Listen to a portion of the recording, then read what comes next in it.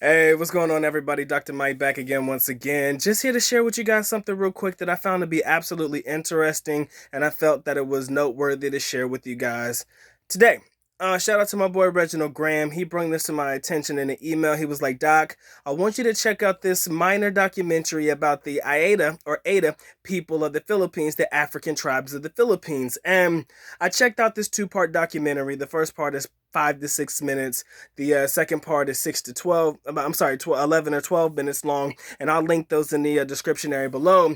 But in the video, it's by a guy named Traveling Truth. Big salute to him. He has a YouTube channel, and I found that the information that he provided in this particular mini documentary or so was very, very creative and very, very interesting, especially to myself. As an African American traveling to the Philippines, it was very pertinent to know just a brief history about the first ever tribes that ever came to the Philippines roughly 40,000 plus years ago. And in this particular video, the YouTuber Traveling Truth, he was talking about how the Aeta people came to the Philippines, and although the history may not be as known, what they were known for was training the soldiers, American soldiers, Israeli soldiers, and other soldiers, I think from France as well, in jungle survival. Basically during the Vietnam War, they trained the U.S.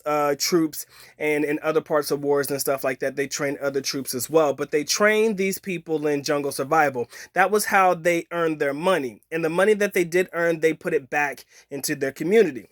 And, the YouTuber, man, he was talking about a lot of different things about it, in reference to how when you visit the Aeta people, if you are African American, you'll probably come across members of that particular tribe and community that will remind you a lot of people from home. Even though they may not speak the same language as you, it'll definitely, the communication will definitely be there because they did learn a lot of their English through the troops that were stationed in the country. A lot of African Americans that were there during the Vietnam War, they learned a lot of the slang from them and things like that. And he got to talking about how the people of the tribe look up to, black success and people who have been successful in the United States, basically because it gives them, how can I say this? It gives them hope that they can possibly overcome their very own oppression and injustices that are going on amongst their own people. Now, in reference to the injustices and challenges that are faced by the Aeta or Aeta people, they talked about how a lot of their kids growing up now are definitely interested in, becoming part of what is known as Philippine culture. He brung up a point that I brung up in the video as well, going into the grocery stores and stuff like that. You come across products that have bleaching agents of some kind in it, whitening creams or whatever it may be. So that playing a part in the Philippine culture and how most people are distancing themselves from their tribal history. And that is posing a challenge to the, how can I say this, to keep the traditions of the Aeta tribe alive. And, it really was an eye-opening thing. Again, it was very short altogether, less than maybe 20 minutes or so, probably about 15, 16 or so. And I thought that it was something that I wanted to share with you guys. That was just a brief overview of what was actually shared in there, but you guys should definitely watch it. If you're interested, I think that he would appreciate it. It would definitely be something that would create a dialogue and a narrative that I think that, people from my particular background would definitely find to be enjoyable.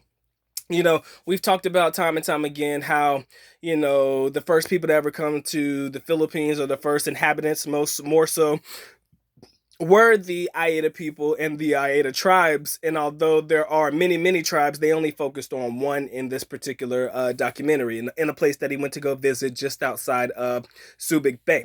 I want to say I can't pronounce it. Begins with a P, but you'll see it in the video. And like I said, it's just something that I want to share with you guys. And now that I think about it out loud, I want to share with you this last thought real quick before we head off.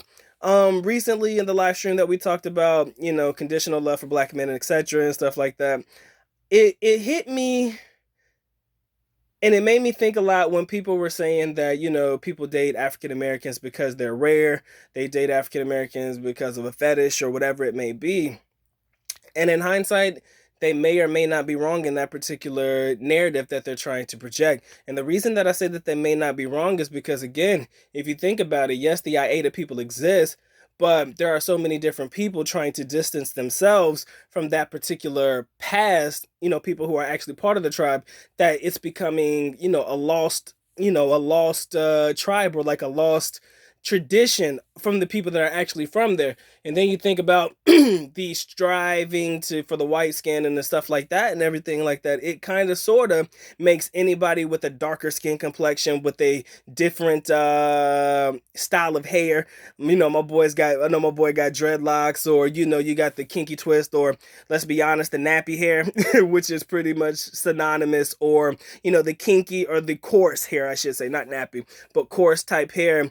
It's not common. It's common amongst the Aeta people, but you don't see them often because where are they? They're not in the Philippines. They're not in the city areas where most people visit. Yes, you may see them in a province, but they're not in these particular areas where most of us foreigners are traveling to. So, the actual Filipino people are not going to see that as often. So when we do come around, yes, it is like a rare sighting. It's like, oh wow, like look at him.